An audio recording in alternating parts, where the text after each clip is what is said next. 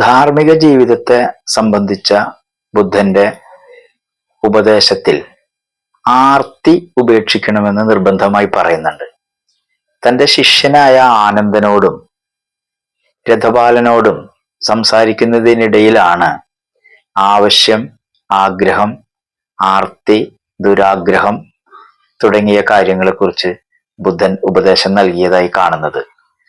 സ്വത്തിനെ കുറിച്ച് പറയുമ്പോൾ അല്ലെങ്കിൽ സ്വത്ത് തർക്കം ഉണ്ടാകുമ്പോൾ നമ്മുടെ നാട്ടിൽ പറയുന്ന ഒരു ചൊല്ലുണ്ട്, ആറടി മണ്ണല്ലേ വേണ്ടു, എന്തിനു വേണ്ടിയാണ് തല്ലുകൂടുന്നത് എന്ന്. ഇങ്ങനെയുള്ള ഒരു ചൊല്ല് നമ്മുടെ നാട്ടിലുള്ളത് നമ്മൾ അത് വളരെ സൂക്ഷിച്ചു പരിശോധിക്കേണ്ട ഒരു കാര്യമാണ്. ഇത്തരത്തിലുള്ള പല ചൊല്ലുകളും നമ്മുടെ നാട്ടിലുണ്ട്. കാക്ക കുളിച്ചാൽ കൊക്കാകുമോ എന്നൊക്കെയുള്ള ചൊല്ലുകൾ. ഇത് പലപ്പോഴും പഴഞ്ചൊല്ലിന്റെ പേരിൽ പ്രചരിക്കുന്ന കാര്യങ്ങളാണ്. അക്കൂട്ടത്തിലുള്ള ഒന്നാണ് മരിക്കുമ്പോൾ ഇതൊന്നും കൊണ്ടുപോകുന്നില്ലല്ലോ, ആറടി മണ്ണല്ലേ എന്തിനാണ് തർക്കം എന്നുള്ളത്. വാസ്തവത്തിൽ സ്വത്ത് സമ്പാദിച്ച് കുന്നുകൂട്ടി വെച്ച മനുഷ്യര്, മറ്റുള്ളവർക്ക് സമ്പത്ത് ഉണ്ടാവരുതെന്ന് ആഗ്രഹിക്കുന്ന മനുഷ്യരുണ്ടാക്കിയിട്ടുള്ള ഒരു ചൊല്ലാണിത്. ഇതിനെയൊക്കെ നമ്മളൊന്ന് പുനർവിചിന്തനം ചെയ്യേണ്ടത് ഇന്നത്തെ ആവശ്യമാണ് എന്നാണ് ബുദ്ധന്റെ വചനങ്ങൾ പരിശോധിക്കുമ്പോൾ നമുക്ക് മനസ്സിലാകുന്ന കാര്യം. ഇതുപോലുള്ള മറ്റൊരു ചൊല്ലാണ്, നാണമില്ലാത്തവന്റെ മൂട്ടിൽ ആല് മുളച്ചാൽ അവനത് തണലാണെന്ന്. വാസ്തവത്തിൽ ബുദ്ധനുമായി ബന്ധപ്പെട്ടിട്ടാണ് ഈ ആല് നിൽക്കുന്നത്. ബുദ്ധ ചിത്രങ്ങളുടെയും ബിംബങ്ങളുടെയും പിറകിലൊക്കെ ആല് നമുക്ക് കാണാവുന്നതാണ്. അല്ലെ, നമ്മൾ ബുദ്ധനെ വരയ്ക്കുമ്പോഴും ആല് അതിന്റെ പിറകിൽ നമ്മൾ വരയ്ക്കാറുണ്ട്. ബുദ്ധനെ ആൽമര ചുവട്ടിൽ വെച്ച് ചില ബുദ്ധികള്, ചില വിചാരങ്ങള് പുതിയതുണ്ടായി അല്ലെങ്കിൽ ബോധോദയമുണ്ടായി എന്ന് നമ്മൾ പരക്കെ വിശ്വസിക്കപ്പെടുകയും പ്രചരിപ്പിക്കുകയും ചെയ്യുന്നുണ്ട്. കാരണം ആൽമരച്ചുവട്ടിൽ വെച്ച് ഒരുപാട് ക്ലാസ്സുകൾ എടുക്കുകയും മനുഷ്യരോട് മനുഷ്യജീവിതം എങ്ങനെ കൊണ്ടു നടക്കണമെന്നുള്ളതിനെ സംബന്ധിക്കുന്ന പ്രഭാഷണങ്ങൾ നടത്തുകയും ചെയ്തൊരു മനുഷ്യനാണ് അദ്ദേഹം. അപ്പൊ തീർച്ചയായിട്ടും അദ്ദേഹത്തിന്റെ പ്രചരണ പരിപാടികള്, അദ്ദേഹത്തിന്റെ ജീവിത രീതികള്, അതൊക്കെ ദഹിക്കാത്ത മനുഷ്യര് അദ്ദേഹത്തിനെയും അദ്ദേഹത്തിന്റെ അനുയായികളെയും ആക്ഷേപിക്കുന്നതിന് വേണ്ടി ഉണ്ടാക്കിയ ഒരു ചൊല്ലാണ് നാണമില്ലാത്തവന്റെ മൂട്ടിൽ ആല് മുളച്ചാൽ അവന് തണലാണെന്നുള്ള ചൊല്ല്. ഇതിന്ന് പരക്കെ തിരിച്ചറിയപ്പെട്ടിട്ടുണ്ട്. ഇതേപോലെ തന്നെയാണ് ദരിദ്രരായിട്ടുള്ള മനുഷ്യർ ദരിദ്രരായിരിക്കാൻ വേണ്ടിയിട്ടുള്ള പല ചൊല്ലുകളും നമ്മുടെ നാട്ടിലുണ്ട്. അതായത്, നിങ്ങളുടെ സൗന്ദര്യം വളരെ കുറവാണ്, നിങ്ങൾക്ക് സ്വത്തില്ലെങ്കിലും കുഴപ്പമില്ല, മരിക്കുമ്പോൾ നിങ്ങൾ കൊണ്ടുപോകുന്നില്ലല്ലോ, അങ്ങനെയൊക്കെയാണ് ആ ചൊല്ലുകൾ ഉണ്ടാകുന്നത്. കാക്ക കുളിച്ചാൽ കൊക്കാകുമോ എന്നൊക്കെയുള്ള ചൊല്ലുകൾ ഉണ്ടാകുന്നത്. അപ്പോ ഈ പഴഞ്ചൊല്ലിന്റെ പേരിൽ നടക്കുന്ന പലതിനെയും നിഷേധിക്കുകയും പുതിയ ജീവിതത്തെ വെട്ടിപ്പിടിക്കുന്നതിന് വേണ്ടിയിട്ട് എന്താണ് നമ്മൾ ചെയ്യേണ്ടത് എന്നതിനെ സംബന്ധിച്ചും പല മതങ്ങളും ഒന്നും പറയാതിരിക്കുമ്പോൾ ക്രിസ്തുവിന് മുമ്പ് 600 വർഷം മുമ്പ് ബുദ്ധൻ പറഞ്ഞ കാര്യങ്ങൾ വളരെ പ്രസക്തമാണ് എന്ന് നമുക്ക് മനസ്സിലാകും. ദരിദ്രൻ ഒരിക്കലും പണം സമ്പാദിക്കരുതെന്ന് അദ്ദേഹം പറഞ്ഞിട്ടില്ല. ദരിദ്രൻ അവന്റെ കഷ്ടപ്പാട് മാറ്റുന്നതിന് വേണ്ടി പരമാവധി പരിശ്രമിക്കണം, എപ്പോഴും പരിശ്രമിച്ചുകൊണ്ടിരിക്കണം എന്നാണ് അദ്ദേഹം പറഞ്ഞിരുന്നത്. എന്നാൽ നമ്മൾ എത്രമാത്രം പരിശ്രമിച്ച് എത്രമാത്രം പണം ഉണ്ടാക്കണം, എത്രമാത്രം സമ്പാദിക്കണം എന്നുള്ളതിനെ കുറിച്ച് അദ്ദേഹം പറയുന്നുണ്ട്. അദ്ദേഹം പറയുന്നത്, നിങ്ങളുടെ ഏറ്റവും പ്രധാനപ്പെട്ട വസ്തു എന്ന് പറയുന്നത് നിങ്ങളുടെ ആരോഗ്യമാണ്. നിങ്ങളുടെ അമൂല്യമായിട്ടുള്ള മറ്റൊരു കാര്യം എന്ന് പറയുന്നത് നിങ്ങളുടെ സംതൃപ്തിയാണ്.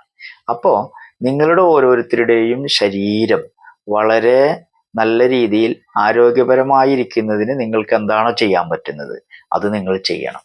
അതുപോലെ തന്നെ നിങ്ങളുടെ മനസ്സ് സംതൃപ്തമാകാൻ പറ്റുന്നതിന് നിങ്ങൾക്ക് എന്താണോ ചെയ്യാൻ പറ്റുന്നത് അത് നിങ്ങൾ ചെയ്യണം. ദാരിദ്ര്യം ഒരിക്കലും നമുക്ക് സംതൃപ്തിയെ കൊണ്ടുതരുന്നില്ല. അതുകൊണ്ട് ദരിദ്രാവസ്ഥയെ തീർച്ചയായും നമ്മൾ മറികടക്കാൻ വേണ്ടി പരിശ്രമിക്കണം. അതിന് വ്യാപാരങ്ങളും വ്യവസായങ്ങളും എല്ലാം ചെയ്യണം. അത് ധാർമ്മികതയുടെ അടിസ്ഥാനത്തിലായിരിക്കണമെന്നാണ് അദ്ദേഹം പറയുന്നത്. നമുക്ക് ഇത് ഒരു മഹാധനികനായിട്ടുള്ള ഒരു മനുഷ്യനോട് പറഞ്ഞാൽ അയാൾ ഇത് അനുസരിക്കണമെന്നില്ല. പക്ഷെ ദാരിദ്ര്യത്തിൽ നിന്ന് മറികടക്കുവാൻ വേണ്ടി കഷ്ടപ്പെടുന്ന ഒരു മനുഷ്യൻ അതിനുവേണ്ടി പരിശ്രമിച്ചുകൊണ്ടിരിക്കുമ്പോൾ തീർച്ചയായും ഈ ഒരു ഉപദേശം അദ്ദേഹം അല്ലെങ്കിൽ ഈ ധാർമ്മിക ധാരണ അദ്ദേഹം കണക്കിലെടുക്കും. കാരണം അദ്ദേഹത്തിന്റെ ആഗ്രഹം സാധിക്കുന്നത് വരെ, തൃപ്തി സാധിക്കുന്നത് വരെ പണം ഉണ്ടാക്കുകയും അല്ലെങ്കിൽ അതിനുവേണ്ടി പരിശ്രമിക്കുകയും തൃപ്തനായി കഴിഞ്ഞാൽ പിന്നെ അത് നിർത്തുകയും ആരെയും ഉപദ്രവിക്കാതെ ജീവിക്കുകയും ചെയ്യും. ഇത് ധാർമ്മികമായൊരു ജീവിതമാണ്. ഇതാണ് വേണ്ടത് എന്ന് ബുദ്ധൻ പറയുന്നു.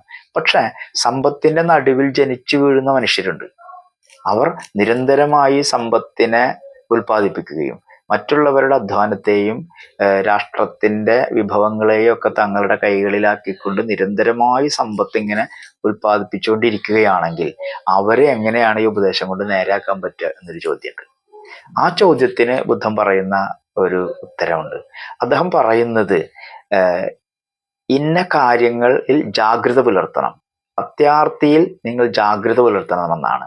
ഈ ജാഗ്രത പുലർത്തണമെന്ന് പറയുന്നത് ആനന്ദനോടും അദ്ദേഹത്തിന്റെ മറ്റ് ശിഷ്യന്മാരോടും ആണെങ്കിൽ പോലും അത് മുഴുവൻ പറയുന്നത് അവരുണ്ടാക്കുന്ന ഒരു ഭരണരീതിയോട് കൂടിയിട്ടാണ്, അല്ലെങ്കിൽ അവരുണ്ടാക്കുന്ന ഒരു ഭരണകൂടത്തോടു കൂടിയാണ് അദ്ദേഹം ആ ഉപദേശം നൽകുന്നത്.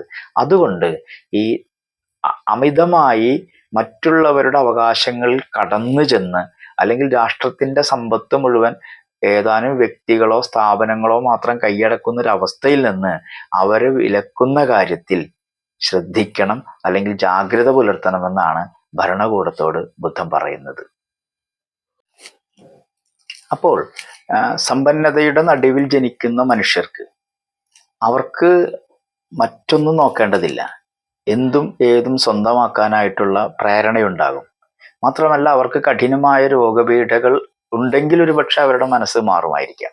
അങ്ങനെയല്ലാത്ത ആളുകളെ സംബന്ധിച്ചിടത്തോളം അവർക്ക് എന്തു വേണമെങ്കിലും ആകാം. പക്ഷെ അവരെ നിയന്ത്രിക്കാൻ ഭരണകൂടം നിരന്തരമായി ഇടപെടേണ്ടതുണ്ട് എന്നാണ് ബുദ്ധന്റെ ഉപദേശത്തിൽ നിന്ന് നമുക്ക് മനസ്സിലാകുന്ന ഒരു കാര്യം. ഇനി ഒരു ദരിദ്രാവസ്ഥയിലുള്ള മനുഷ്യൻ അദ്ദേഹം പണമുണ്ടാക്കാൻ പരിശ്രമിക്കണമെന്ന് ബുദ്ധൻ പറയുമ്പോൾ നമ്മൾ എവിടെ വെച്ചാണ് ഈ സമ്പത്തും വിഭവങ്ങളും ആർജിക്കുന്നത് നിർത്തേണ്ടത്? അല്ലെങ്കിൽ നമ്മുടെ അത്യാർത്തിയെ നമ്മൾ ആഗ്രഹത്തിൽ നിന്ന് അല്ലെങ്കിൽ ആവശ്യത്തിൽ നിന്ന് എങ്ങനെയാണ് നമ്മൾ തിരിച്ചറിയുക?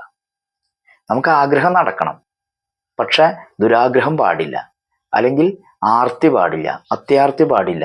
ഇതിനെ നമുക്ക് എങ്ങനെ തിരിച്ചറിയാൻ പറ്റും എന്നുള്ളിടത്താണ് ബുദ്ധൻ മറ്റ് മതപ്രചാരകരിൽ നിന്ന് വ്യത്യസ്തനായിരിക്കുന്നത്.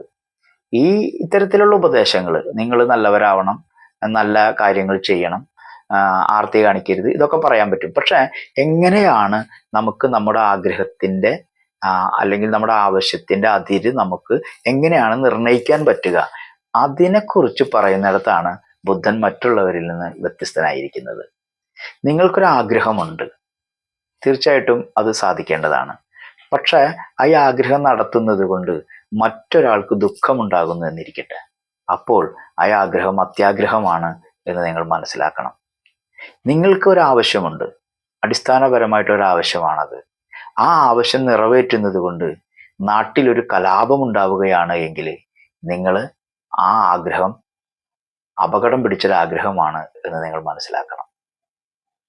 ഇങ്ങനെ നമ്മുടെ ആഗ്രഹം കൊണ്ട് മറ്റുള്ളവർക്ക് അവരുടെ ശരീരത്തിനും അവരുടെ മനസ്സിനും അവരുടെ പ്രദേശത്തിനും വലിയ തരത്തിലുള്ള കുഴപ്പങ്ങൾ സൃഷ്ടിക്കുന്നു എന്ന് നമ്മൾ മനസ്സിലാക്കിയാൽ നമ്മുടെ ആഗ്രഹം അല്ലെങ്കിൽ നമ്മുടെ ആവശ്യം നമ്മൾ ഉപേക്ഷിക്കേണ്ടതുണ്ട് എന്നാണ് ബുദ്ധൻ പറയുന്നത്.